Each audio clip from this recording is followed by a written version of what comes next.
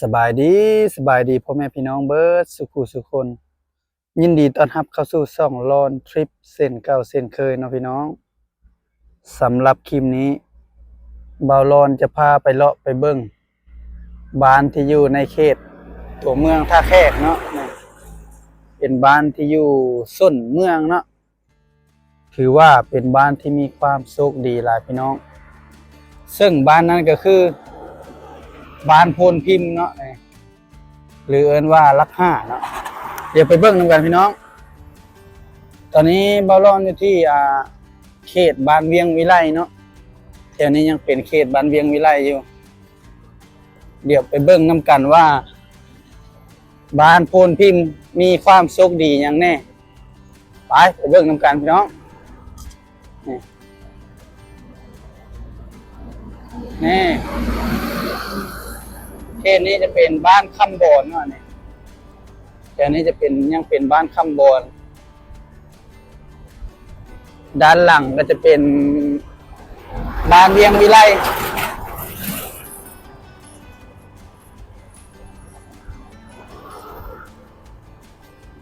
โอ้บรรยากาศเลยว่าฮ้อนพี่น้องเอ้ยอากาศมันฮ้อนเลยยามแรงอันนี้ก็เป็นเส้นทางตัวเมืองท่าแขกเนาะลงไปหาผู้แหละเมืองเซบังไฟ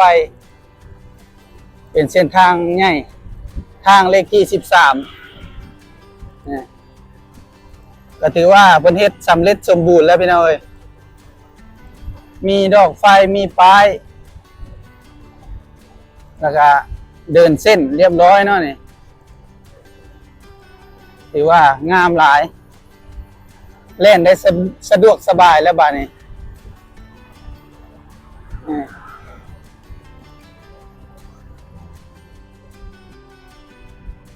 ตอนหน้านี่ก็จะเป็น3แยกเนาะถ้าเราเลี้ยวขวาเข้าไปก็จะเป็นเข้าไปสู่ตัวเมืองท่าแขกพี่น้องเอ้ยไปสู่ลัก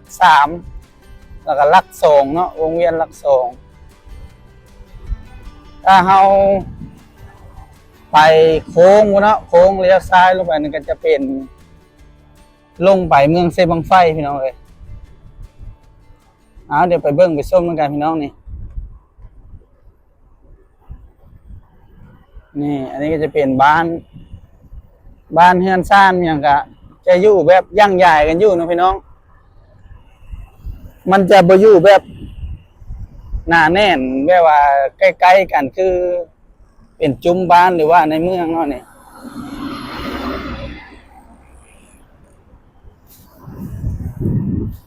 เขาก็มาฮอด3แยกแล้วเขาก็สิไปพี่เนาะนี่เขตนี้ก็จะเลื่อนลายแล้วพี่น้องเอ้ย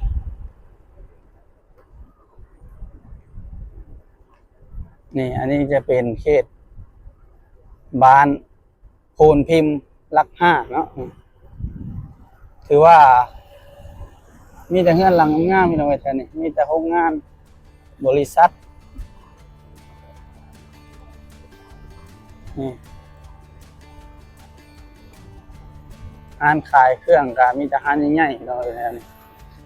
มันกว้างเนาะเงินก็สิห่างๆกันแน่มีแต่ร้านใหญ่ๆเลยขายเครื่องวัสดุก่อสร้าง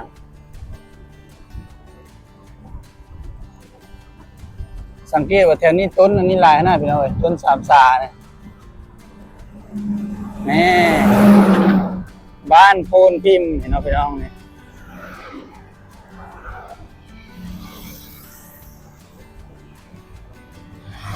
คือว่าคักหลายเส้นทางบ้านนี้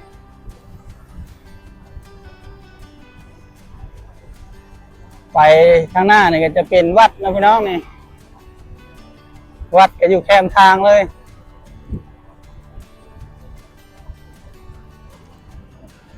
โอ้หารขายเครื่องก่อสร้างแถวนี้ละเต็มเลยก็จะมีโรงเรียนประถมอยู่นี่โอ้เจ้านักเรียนหลายนั่นพี่เนาะ น่าจะมีฮอตป .5 นั่นนี่เรามานี่จะเป็นวัด เข้าเบิ่งวัดกันนะพี่น้องเราร้อนยังไม่เคยเข้าอยู่เพื่ออืมวัดบานโพนพิมพ์งามหลายพี่น้องนี่เป็นเฮ็ดไม้ปรับพื้นอย่างไม้เนาะตะกี้นี่เพิ่นเฮ็ดพระพี่น้องแต่นี่เดี๋ยวพระเจ้ายังเฮ็ดอยู่นั่นโอ้หอกกองไม้เนาะไม่เห็นว่าหอกกองมันรูปทรงงามฮะมีฝรั่งเลย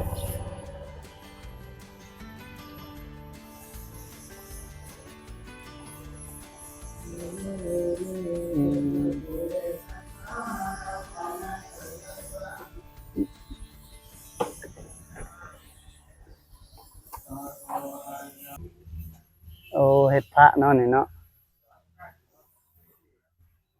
โอ้ฝรั่งเพิ่นไปยังน่ะอืมอันนี้วัดบ้านโพนพิมพ์เนาะว่าทั้ง5เนาะโอ้มีต่างชาติเพิ่นก็มาเที่ยวบ่นี่กะสบายดีอืมมาคนมาเขาเลยน้ำพักผ่อนเนาะอืมเอาได้เอาบอกแก้ข่าวน้ำผู้ใดจะเป็นเจ้าศรัทธาคอยเนาะตามข่าววัฒนาวัดว่าอารามอยู่ที่บ้านพนพิมพ์หลัก5ของมีของเห็ดของพ่อญาติโยมที่วัดบ้านพนพิมพ์วัดใกล้ไก่เลยตั้งสั่งของอยู่หอกองได้หลายเปอร์เซ็นต์เต็มแล้วเนาะหอกองเนาะงามเลยประมาณ70เลยพื้นนี่ก็ห่างกันแล้วได้เนาะเนี่ยจะเก็บเป็นหน้ามาได้บอกเป็นผ่านมาเป็นมีธาตุที่อย่างเลยมาไม่มากงามแล้วมันเลาะเบิ่งอันทางอันเพิ่นปานพระก่อนเด้อว่าเนี่ยมาเบิ่งพี่น้อง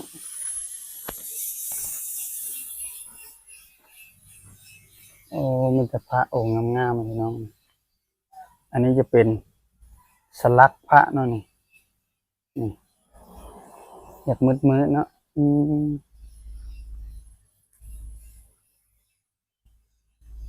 ี่มีหลายองค์มาเบิ่งสร้างมันกำลังแกะสลักนี่องค์นึงนี่โดนบ่จังแล้วใช้เวลาเนาะเบิ่งนะ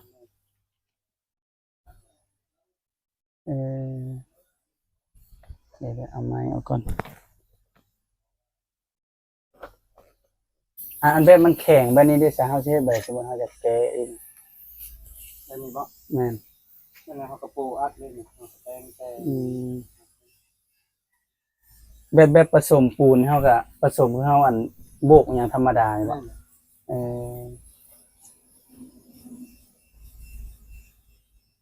กายมาเห็นอยู่อันอยู่นี่เพิ่นเฮ็ดได้โดนแล้วเนาะอย่างนี้เนาะพระเจ้าก็ประจำอยู่นี่เลยเนาะต้องเพิ่น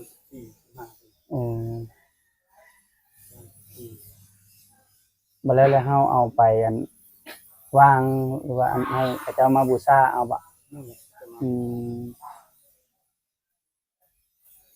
องค์ใหญ่สุดนี่ก็มีบ่นี่ใส่เพิ่นเอาไปแล้วบ่นั่นแหละพระเจ้าไปหมดละในหอพระองค์ใหญ่ซ้ำนี้ได้สัมผัสบรรยากาศของมีคนมาโทรสั่งก็ได้เฮ็ดเนาะนี่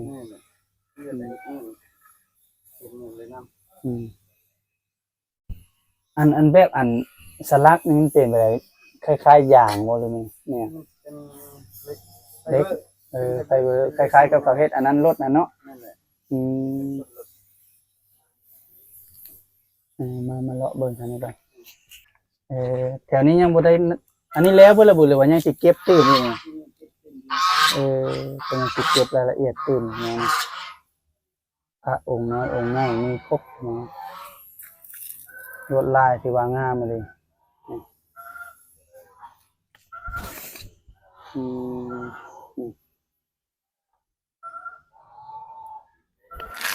อันนี้จะเป็นสลักพระนั่นแม่แบบอันเขาเจ้าเฮ็ดอันลวดลายอยู่ตามซิมก็อันเดียวกันนี่บ่หรือว่าเป็นคือเล็กบ่นะ สลักก็จะสีเฮ็ดแต่ปูน เออแบบปูนเลยเนาะเนาะ แบบปูน อืม แบบเรซินแบบ อืม มันจะเบาแล้วมันก็นั่นแตก อืม แบบปูนแล้วก็นักแตกไว้ นั่นคล้ายๆกับข้าวบุกเฮือนแหละเนาะเนาะ นี่แหละ มันก็มีแหงมีหยังไงเนาะบางเทื่อเฮาก็งั้นเอา ตัวแป้ง อืม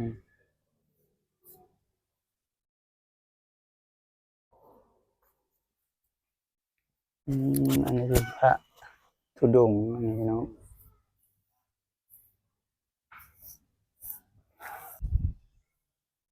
นี่อันนี้จะเป็นองค์ที่เพิ่นเฮ็ดสำเร็จนะพี่น้องเหลี่ยมงามหลายมีองค์นี้อีก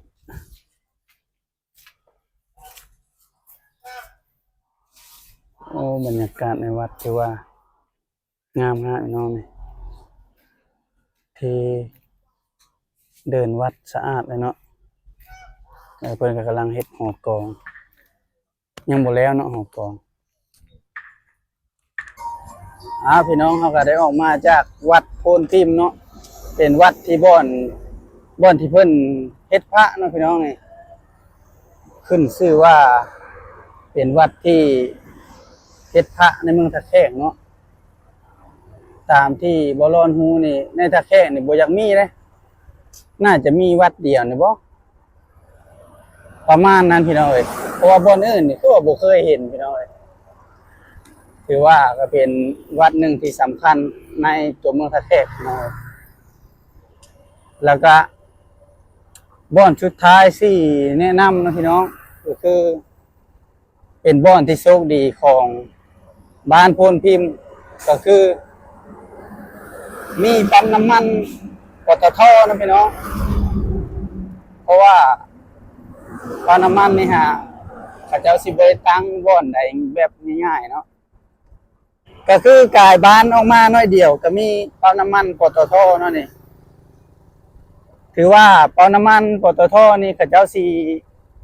บ่ตั้งบ่อนใดแบบง่ายๆเนาะเขาเจ้าต้องหาบ่อนทำเลดีๆหรือว่าบ่อนที่คนแวะง่ายเนาะว่าท่านกะเนาะ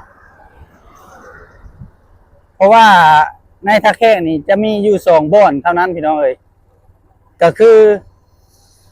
หลัก5นี่เนาะบ้านโพนพิมพ์นี้บ่อน1บ่อนที่2ก็คือเขตบ้านโพนสีท่าก็คือ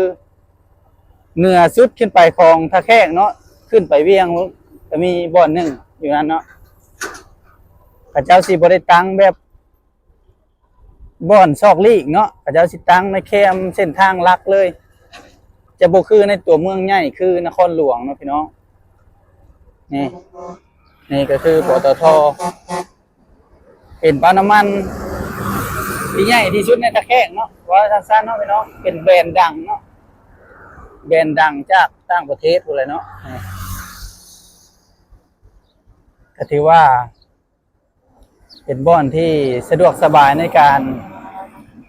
ใส่น้ำมันรถน้ำมันล่างของชาวเมืองตะแคงเฮาหรือว่าต่างประเทศต่างเมืองต่างแขวงมาก็ได้แวะใส่เอามาฮอดนี้ก็ขอจบคลิปเพียงเท่านี้เนาะพี่น้องถ้าพ่อแม่พี่น้องมักคลิปนี้ก็อย่าลืมกดไลค์กดติดตามและกดกระดิ่งเพื่อเบาร้อนลงคลิปใหม่จะได้แจ้งเตือนอยู่ที่โทรศัพท์ของพ่อแม่พี่น้องทุกคนเนาะพบกันใหม่ในคลิปหน้าเนาะพ่อแม่พี่น้องสำหรับคลิปนี้ลาไปก่อนสบายดี